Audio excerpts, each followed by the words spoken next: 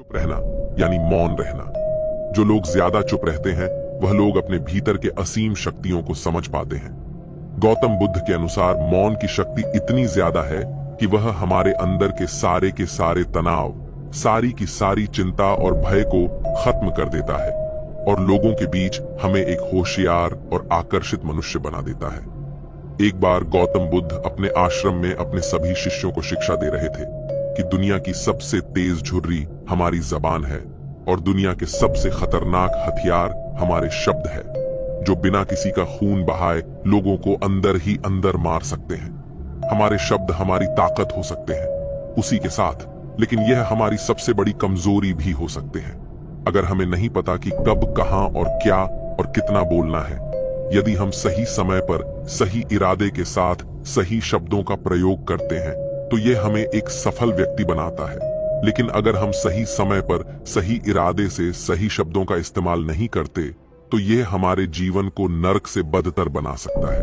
तो दोस्तों, आज की स्टोरी के माध्यम से मैं आपको बताने वाला हूं कि चुप रहकर कैसे हम अपने जीवन को बदल सकते हैं। आपको चुप रहने की शक्ति का एहसास इस वीडियो में होने वाला है। तो चलिए ये कहानी शुरू करते हैं। प्राचीन समय की बात है। जापान में एक बहुत ही प्रसिद्ध बौद्ध भिक्षु रहा करते थे। उनका नाम रिसाई था। रिसाई अकेले रहते थे। दुनिया के शोर शराबा से दूर जंगल में वो रहते थे और वह बड़े ही ध्यानी और प्रभु भक्ति व्यक्ति थे, इसीलिए वह पूरे जापान में बहुत अधिक प्रसिद्ध थे। एक दिन एक राजकुमार रिसाई के पास आया और बोला, हे प्रिय भिक्षु, मैं हमेशा थका हुआ और निराशा और परेशान महसूस करता हूं। मेरा मन बहुत परेशान रहता है।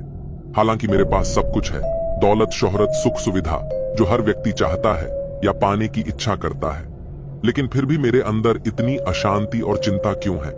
रिसाई ने उसकी बात बहुत ही ध्यानपूर्वक सुनी और कुछ सोचने के बाद कहा, तुम इस प्रश्न का उत्तर जानते हो? तुमने कभी इस प्रश्न को हल करने की कोशिश नहीं की है? रिसाई ने आगे कहा, मैं एक रिसर्च करना चाहता हूं, क्या तुम मेरा साथ उसमें दोगे? इस रिसर्च के बाद तुम्हारे जीवन में किसी भी तरह की अशांति और चिंता नहीं रहेगी। ये बातें सुनकर राजकुमार बहुत हैरान था। उसने रिसाई से कहा, बताइए मुझे क्या करना होगा? अपने मन की शांति के लिए मैं कुछ भी करने को तैयार हूं। राजकुमार की इन्हीं बातों को सुनकर भिक्षु ने कहा, तो फिर आप अगले 15 दिनों के लिए मेरे आश्रम में रहोगे और एक सामान्य व्यक्ति की तरह अपना जीवन व्यक्तित्व करोगे और इन 15 दिनों में तुम अकेले और चुपचाप रहोगे, जितना हो सके कम बोलोगे। राजकुमार उस भिक्षु की बातें सुनकर सहमत हो गया। पहले दिन राजकुमार को लगा कि उसका मन सामान्य से अधिक परेशान और विचलित है। उसके मन में तरह तरह के विचार आ रहे थे और वह आम लोगों की तरह जीवन जीने में असहज महसूस कर रहा था। उसे अंदर से बोलने की इच्छा हो रही थी, लेकिन वह चुपचाप रहा। उसके मुंह से एक भी शब्द नहीं निकला, बस मन मारकर चुपचाप बैठा रहता। लेकिन रात होते होते उसके अंदर ही अंदर शांति का अनुभव होने लगा। उसके लिए यह अनुभव अजीब था। वह खुद से पूछ रहा था कि वह अंदर ही अंदर इतना खुश क्यों है और उसकी आंतरिक बेचैनी और उसकी चिंता कम क्यों होने लगी है। अगले दिन राजकुमार अकेला चुपचाप बैठा रहा और वह प्रकृति को निहार रहा था। वह पौधों को, फूलों को, आकाश में उड़ रहे पक्षियों को, वह अपने जीवन में पहली बार यह अद्भुत दृश्य महसूस कर रहा था कि उसके पास कितनी सुंदरता है। वह दिन भर प्रकृति की सुंदरता को निहारता रहता और उसकी ताजगी को महसूस करता रहता। इसी तरह से 10 दिन हुए और उसके मन की सारी बेचैनी, सारी हलचल, सारी उथल पुथल और सारा तनाव गायब हो गया। 11वें दिन की सुबह राजकुमार फिर एकांत में बैठ गया और कुछ मिनट में उसकी आंखें अपने आप बंद हो गईं और वह गहरे ध्यान में चला गया। वह पूरे दिन वहीं पर आंखें बंद करके बैठा रहा और गहरे ध्यान में डूबा रहा। न कोई शब्द, न कोई चिंता। राजकुमार भीतर से असीम शांति और आनंद से भर गया। राजकुमार अपने बाकी के 4 दिन इसी तरह से ध्यान में बिताने के 15 दिन बाद रिसाई के सामने प्रस्तुत हुआ और उनको प्रणाम करके बोला, प्रिय भिक्षु, मुझे उत्तर मिल गया कि मेरे मन में इतनी उथल पुथल और चिंता क्यों थी। मैं जान गया कि मेरा मन इतना अशांत और विचलित क्यों था। रिसाई मुस्कुराते हुए पूछे, बताओ क्या उत्तर मिला तुम्हें? राजकुमार ने कहा, मैं आवश्यकता से अधिक बातें करता था। मैं किसी पर भी अपने शब्द और ऊर्जा व्यर्थ करता था। मैं दिन भर अपने लोगों से फालतू की बातें करता रहता और फिर उन्हीं के बारे में अकेला सोचता रहता और ज्यादा समय नकारात्मक ही सोचता रहता।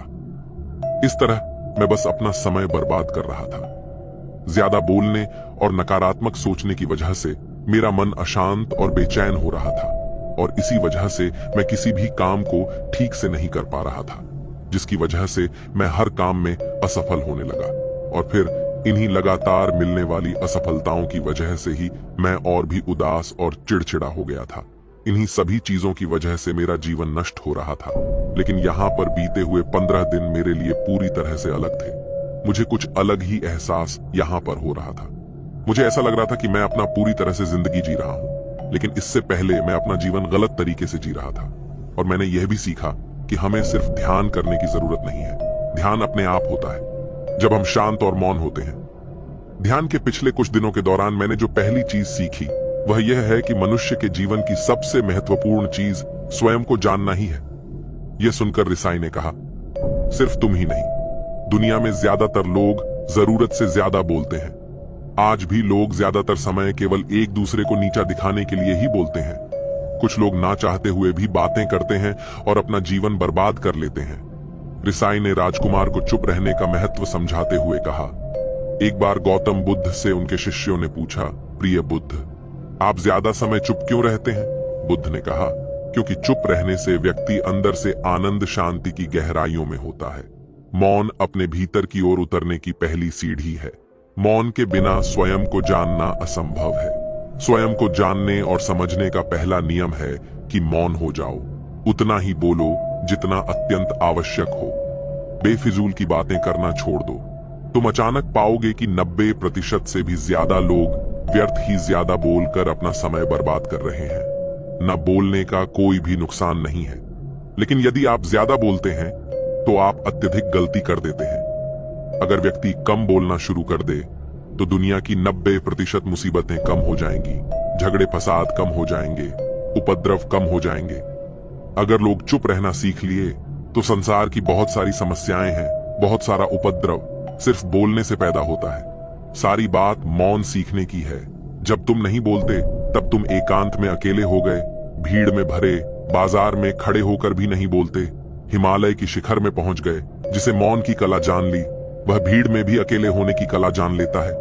एकांत में तो आदमी स्वर्ग में है, दूसरे की उपस्थिति ही बेचैनी पैदा करती है। पहले तुम्हें चुप रहने की शक्ति को धारण करना होगा, इससे तुम अधिकतर ऊर्जा को बचा लोगे और फिर उस स्थिति में पहुंच जाओगे कि तुम कभी भी ज्यादा नहीं बोल पाओगे। अगर तुम किसी की यहाँ पर जा रहे हो और परेशान हो जाओ तो ऐसे में उचित है कि आंखें बंद कर लो और अपने में खो जाओ। वहां से आपको ताजगी महसूस होगी, क्योंकि तुम्हारे अंदर ही जीवन का वह स्रोत छिपा हुआ है, वह किसी दूसरे में नहीं है। इसके बाद राजकुमार उन रिसाई से पूछते हैं, आखिर कौन हमें अपने अंदर तक ले जाएगा? यह बातें सुनकर रिसाई कहते हैं, तुम्हें स्वयं ही अपने अंदर उतरना होगा और वहीं से परम राज्य जीवन का आनंद ले पाओगे।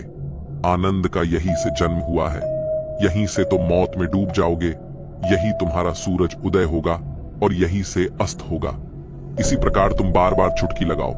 जब भी तुम चुटकी लगाकर वहां से लौटोगे तो पाओगे कि फिर तुम्हारे जीवन में एक ताजगी भरी नई संपदा मिली है और इस नई शक्ति के जन्म होने से तुम्हारी थकान चली जाएगी, उदासी चली जाएगी और चिंता चली जाएगी। जैसे कोई स्नान करके लौटता है तो शरीर शीतल हो जाता है, शांत हो जाता है, ऐसे ही जब भीतर से साफ होकर वापस आता है, मौन में स्नान करके लौटता है, तो समस्त अस्तित्व व्यक्तित्व शांत और मौन हो जाता है, आनंदित हो जाता है। जब तुम आंतरिक मौन की उस पराकाष्ठा पर पहुंच जाओगे तब तुम पाओगे कि बोलने से भी तुम्हारा मौन खंडित नहीं होता, वह बना ही रहता है। उसकी एक अंतर्धारा लगातार तुम्हारे भीतर बहती रहती है। तुम बोलते हो, तुम शब्दों का उपयोग भी करते हो, लेकिन वह तुम्हारे मन को खंडित नहीं कर पाती। एक बार गहरी मौन में स्थिर हो जाओ, फिर तुम्हारी वाणी में भी मिठास आ जाएगी। तुम्हारा बोलना संगीत पूर्ण होगा, तुम्हारा बोलना सत्य होगा। तुम बोलोगे तो दूसरों पर भी शीतलता छा जाएगी। जैसे ही तुम अंदर से चुप होते हो, तुम इतने शक्तिशाली होने लगते हो कि समाज के निर्भरता तुम छोड़ने लगते हो और तुम्हारे जीवन में एक मस्ती आती है जो कि केवल दीवानों के जीवन में होती है। तुम्हारे चेहरे पर एक नई रौनक आ जाती है, तुम्हारी आंखें किसी अमृत के समान हो जाती हैं और तुम अनंत शांति के समुद्र में डूबने लगते